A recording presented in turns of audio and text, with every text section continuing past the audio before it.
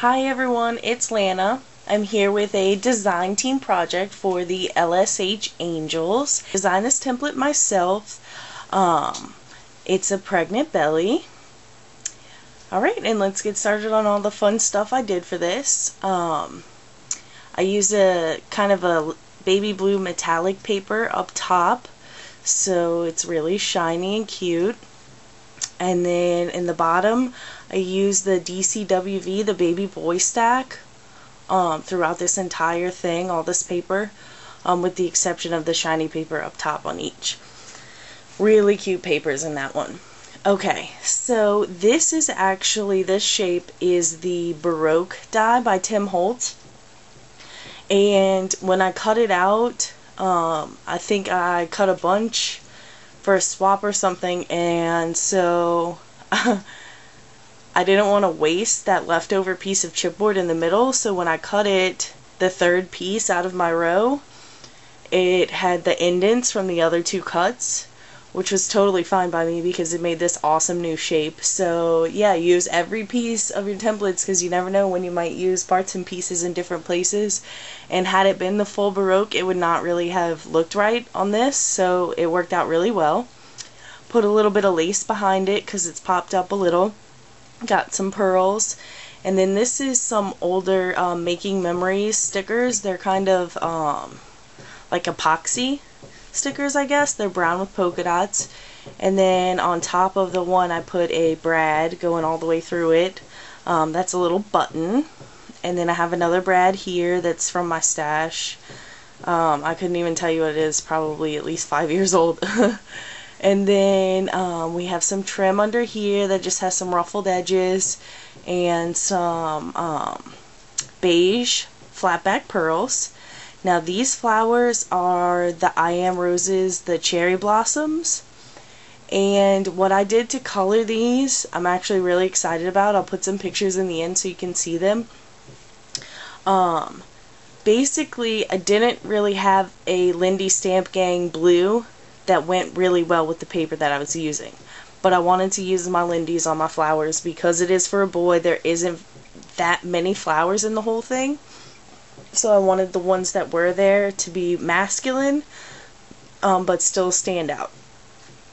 So basically, I started with a few sprays of Cadbury milk chocolate, and what I did was I left the whole bunch together and I kind of just spritzed all around it in different areas, so I wasn't coating the whole thing.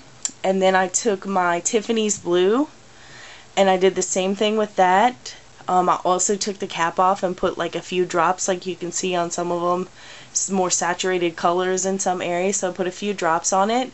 And then to really try to get the color to match, I didn't want the stark white of the flowers because the Tiffany blue doesn't really match the blues I was using here. I took some of my Tim Holtz Faded Jeans re-inker and watered it down and put that, like, kind of soaked the whole flower, dipped it in, and it gave it this really cool, it has like 5-tone effect. And they came out perfect because the tone's really good for the paper. They have a lot of color, a lot of pizzazz, but they're not overwhelming. So really love how they came out. Alright, so we'll move on to the next pages of the album. It's a 5-page album. So this page I only put in a journaling spot, leaving this page open for her to put pregnancy pictures. Got some trim here and a couple layered buttons with some twine. And then this one, these are the first 2 pages. This is also for pregnancy pictures. Another journaling spot, a place for a picture there, and she can add more pictures in. This is just vellum on the bottom. I didn't really want to interfere with the design because of the shape here. I didn't want to lose the shape by adding anything that would distract from it, so I just put vellum at the bottom. This is some of that Recollections adhesive back trim that I've just had sitting here, and I decided to use it. Another one of those colored flowers that you can see on this one. We got a lot of saturation of brown on this side, and then you can see the Tiffany's blue in it. I'll move it closer, but it's probably not going to come in that clear on my camera. Like I said, I'll have pictures at the end. Alright, and then on to the pages that are intended for the kids' pictures. Basically how I did this was, it's twins obviously, so I labeled it with the first letter of their name, and then they're going to have slots throughout the book for the first 12 months. So this is for pictures. I just kind of stamped this. It says all things grow with love. I stamped it real light, real faint. I didn't want it to be a focal point at all because it's going to get covered with a picture. I just hated to leave it in there, just a cream colored piece of paper. So the first initial for B, and then the back side is L. And same thing with this one, I just switched them so you see B and L on both. So that's month 1 and 2, and then a journaling card and space for photos of both of them. And then it continues just like that, kind of the same idea. I use different papers in each one. They each have, you know, month 3 and 4, journaling. Another flower, you can see how they're all so different. I just love how they came out. So it just continues in that fashion all the way through. This paper, oh, I die. It's so perfect for boys. Alright, and here's the last page. I used a little bit of a different trim on this one. Super cute. I love this trim. This is also Recollections from the same pack as that other darker one. This one's kind of stretchy. Like, I just pulled it off of the adhesive that it came on, and it gets really stretchy. So cute. So this would be the last ones, months 11 and 12. Same thing, journaling card. They're all different. So like if the background one is green, then the journaling card is blue. So yeah, I think it came out super cute. And then here's the back. I wanted to explain something to you since you're all seeing me sit here just hanging pages over. I wanted to explain a couple things about it. The first thing is that I left the tops really plain.